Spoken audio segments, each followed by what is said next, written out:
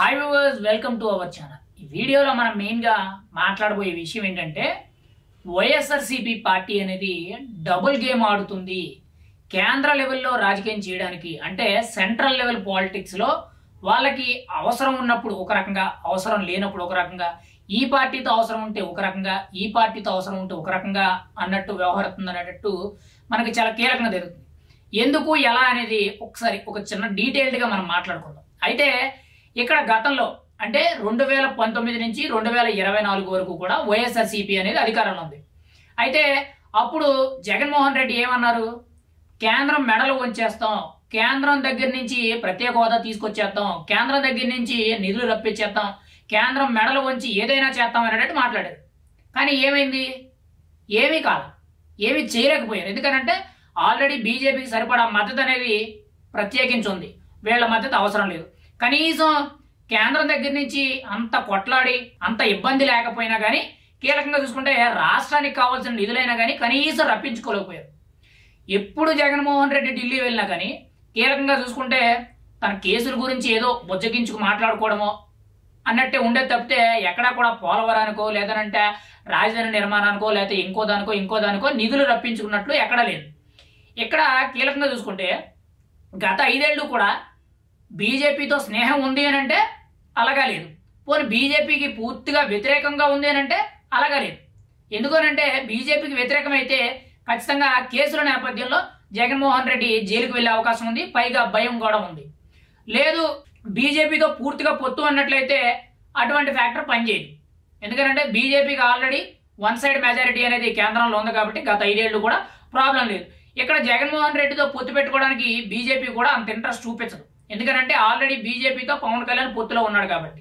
ఇక్కడ కీలకంగా చూసుకుంటే అదే వైఎస్ఆర్సీపీ పార్టీ గత 5 ఏళ్ళు కూడా ఇప్పటికీ కూడా స్టిల్ అలాగే ఉంది, పెద్ద తేడా ఏం లేదు, ఉన్నామా అన్నట్లు ఉండడం తప్పితే ఎక్కడ కూడా బీజేపీతో పూర్తిగా పొత్తులోనూ లేదు, అంటే ఎన్డీఏ కూటమిలోనూ లేదు, అలా అని చెప్పి ఆ పొత్తును వ్యతిరేకించి బయటకు వచ్చింది అన్నట్టు లేదు.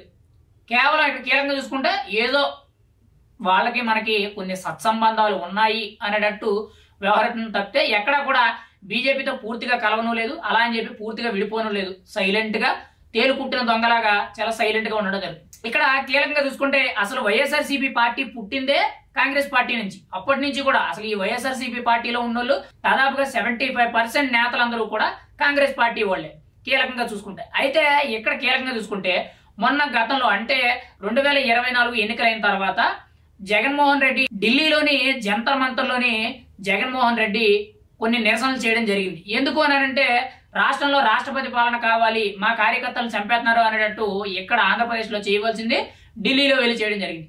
ఆ నేపథ్యంలో కాంగ్రెస్ పార్టీలో కలిసిపోతున్న వైఎస్ఆర్సీపీ పార్టీ అనేటట్టు చాలా పెద్ద ఎత్తున వార్తలు అయితే వచ్చినాయి. కానీ ఇక్కడ కీలకంగా చూసుకుంటే కాంగ్రెస్ కి పూర్తిగా సపోర్ట్ చేస్తున్నట్టు, ఆ కూటమిలో ఉన్నట్టు అంటే ఇండియా కూటమిలో ఉన్నట్లు ఎక్కడా లేదు. అలా అని చెప్పి వాళ్ళని వ్యతిరేకిస్తూ వాళ్ళని తిడుతున్నట్టు వాళ్ళని ఎండగడుతున్నట్టు ఎక్కడా లేదు. ఇక్కడ 2 వెర్షన్స్ ఆడుతుంది. ఇక్కడ కూడా ఇండియా కూటమి అంటే కాంగ్రెస్ కూటమి ఏదైతే ఉందో, మెయిన్ సెంట్రల్ కాంగ్రెస్ ఏదైతే ఉందో దాన్ని వ్యతిరేకిస్తున్నట్టు మాట్లాడడం లేదు, అలా అని చెప్పి దాన్ని బుజ్జగిస్తున్నట్టు వాళ్ళతో వీళ్ళు కలిసిపోయినట్టు కూడా ఎక్కడా లేదు.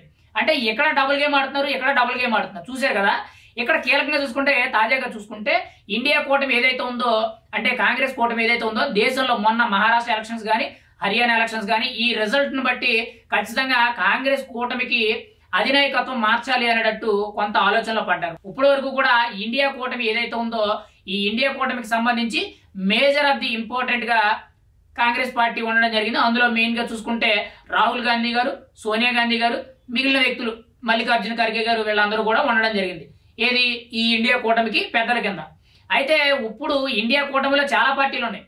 తృణమూల్ కాంగ్రెస్ ఉంది, ఇటు మెయిన్ గా చూసుకుంటే ఎస్పీ, బిఎస్పీ, లేదనంటే ఎన్సీపీ, లేదనంటే శివసేన, ఇలా చాలా పార్టీలు ఉన్నాయి. దేశంలో ఉన్న చాలా పలుకుబడిన పార్టీలన్నీ ఉన్నాయి.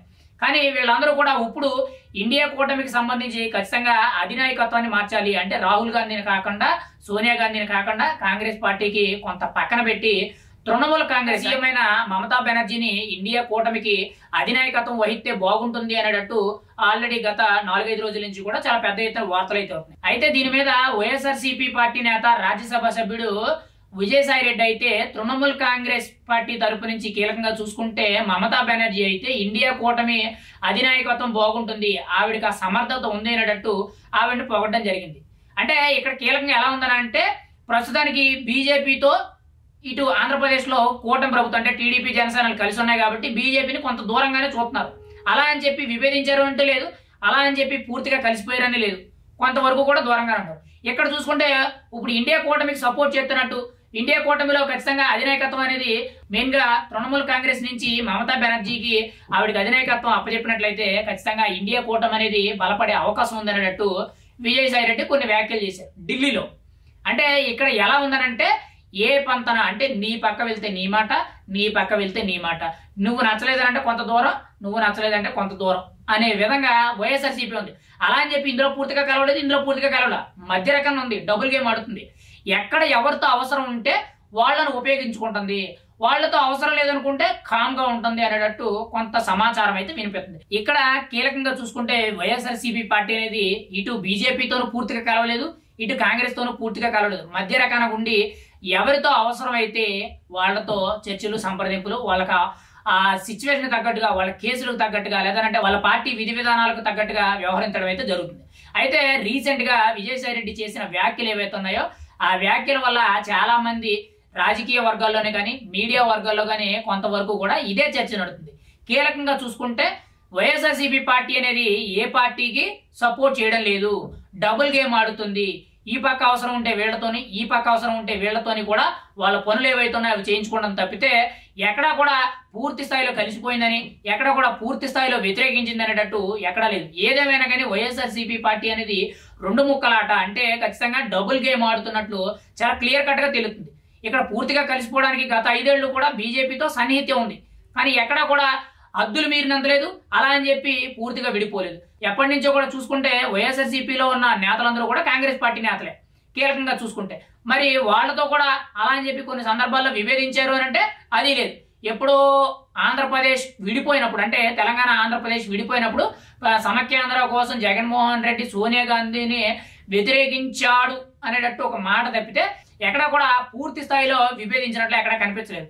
అయితే ఇక్కడ కీలకంగా చూసుకుంటే ఇప్పుడు ఏవైతే వార్తలు అయితే వస్తున్నాయో కొంతవరకు కూడా కీలకంగా చూసుకుంటే ఖచ్చితంగా పిల్ల కాంగ్రెస్ అంటే వైఎస్ఆర్సీపీ పార్టీ ఏదైతే ఉందో దాన్ని పెద్ద కాంగ్రెస్ అయినా మెయిన్ గా ఇండియన్ కాంగ్రెస్ లో కలిపేపోతున్నట్టు కొంత సమాచారం అయితే వినిపిస్తుంది. మరి ఇందులో ఎంతవరకు వాస్తవం ఉందనేది మనం అయితే ఎదురు చూడాలి. ఏదేమైనా కానీ వైఎస్ఆర్సీపీ పార్టీ అనేది పూర్తిగా కూడా డబుల్ గేమ్ ఆడుతుంది. మరి డబుల్ గేమ్ లో ఖచ్చితంగా ఎంతవరకు రానెత్తది, ఎంతవరకు కూడా గెలుస్తుంది, లేదనంటే ఖచ్చితంగా రేపటి రోజుల్లో అధికారం దిశగా ఎటువంటి అడుగులు వేస్తుంది అనేది మనం అయితే చూడాలి.